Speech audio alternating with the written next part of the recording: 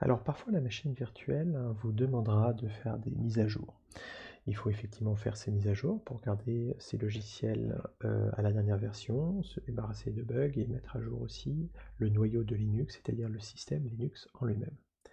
Lorsque vous mettez à jour le noyau Linux, ce qui est une procédure tout à fait standard de mise à jour, eh bien, vous risquez de casser certaines fonctionnalités proposées par la machine virtuelle, comme le copier-coller partagé entre l'hôte et l'invité, ou l'intégration de la souris sans discontinuer, c'est-à-dire le fait que quand vous passez votre souris de la machine virtuelle vers l'hôte, eh bien, il n'y a aucune saccade, aucun bouton à appuyer. L'hôte comprend à quel moment la souris survole la machine virtuelle ou à quel moment elle survole l'hôte en lui-même. Et surtout, vous pourrez vous rendre compte que certaines fonctionnalités sont cassées en changeant la taille de la fenêtre. Si en changeant la taille de la fenêtre, la résolution de la machine virtuelle ne s'adapte pas, cela signifie que la fonctionnalité d'intégration correcte de la machine virtuelle dans l'hôte a été cassée. Alors, cela n'empêche pas la machine virtuelle de fonctionner, mais cela rendra l'utilisation du programme plus inconfortable. Vous pouvez bien voir que quand vous agrandissez ou que vous rétrécissez la fenêtre, la résolution de la machine virtuelle s'adapte complètement et elle ne vous fait pas apparaître des barres de défilement sur le côté. Si d'ailleurs cette fonctionnalité vous ennuie, vous pouvez aller facilement le configurer dans le menu écran et en désactivant l'option taille écran automatique. Alors, si jamais les fonctionnalités de la machine virtuelle sont cassées après une mise à jour, il est très simple de les réparer. Pour ce faire, il suffit de cliquer d'abord sur périphérique et de choisir l'option insérer l'image CD des additions invitées, la dernière option du menu qui malheureusement ne s'affiche pas sur la vidéo. Une fois que vous faites cliquer sur ce bouton, vous verrez un nouvel icône apparaître sur le bureau, c'est l'icône d'un CD-ROM virtuel. Vous pouvez ouvrir ce CD-ROM en cliquant sur ouvrir dans le gestionnaire de fichiers puis valider.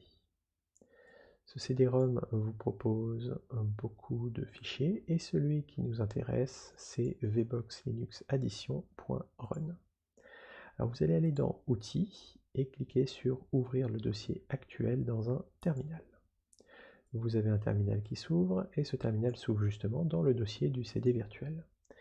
Et nous allons exécuter le fichier vboxlinuxaddition.run en faisant la commande sudo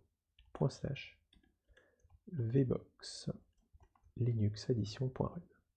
Vous cliquez sur entrée et là on vous demande le mot de passe de l'utilisateur P13. Le mot de passe c'est Paris 13, donc PARIS 13 en chiffres, le tout en minuscule et sans espace. Vous appuyez sur entrée et là le système va vous installer ce qu'ils appellent les guest additions. Vous attendez un petit peu.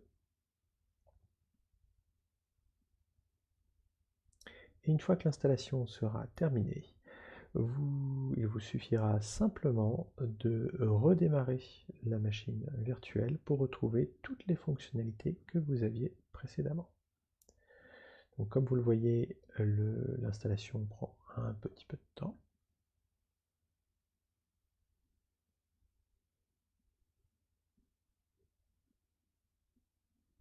Et une fois qu'elle est terminée, vous récupérez vos fonctionnalités. Donc ici, comme aucune fonctionnalité ne manquait, on ne verra rien de spécial. Voilà. Quoique, effectivement, quand le système fonctionne à nouveau, vous verrez votre disque partagé réapparaître. Une fois que c'est terminé, vous pourrez fermer le terminal et vous pourrez ici cliquer sur le bouton d'éjecter du CD et récupérer vos icônes comme ils étaient avant. Voilà, donc nous avons fait le tour des fonctionnalités de la machine virtuelle. N'hésitez pas donc à rajouter tous les logiciels, à personnaliser votre machine virtuelle comme vous le souhaitez, donc rajouter les logiciels que vous souhaitez et à personnaliser aussi l'interface comme vous l'aimez. Ce sera tout pour cette vidéo et bonne utilisation de la machine virtuelle. Et n'oubliez pas aussi de faire les mises à jour régulières que vous proposera Linux.